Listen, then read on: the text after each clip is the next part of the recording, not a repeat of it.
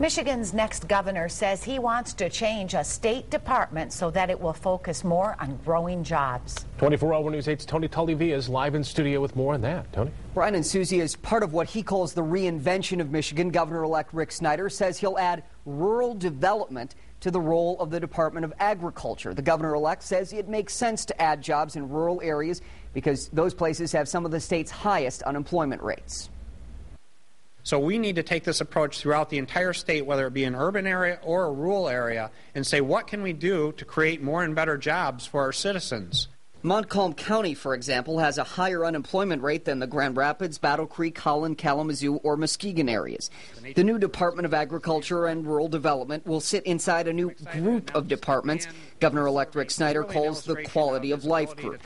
Snyder says he expects there to be about 6 such groups of similar departments. He says it's about bringing a more effective and efficient model from the private sector.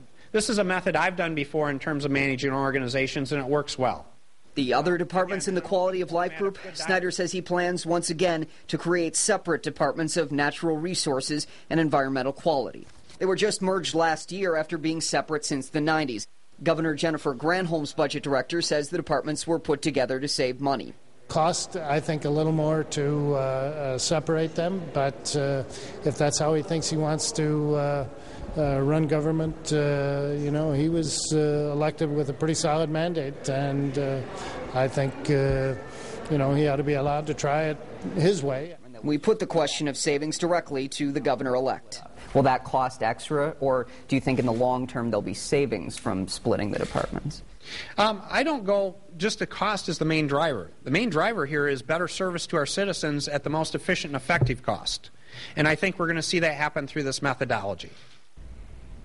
Each of these new groups will have an executive, but Snyder says most executives will also serve as heads of specific individual departments, so he says it won't add an extra layer of government employees. Susie?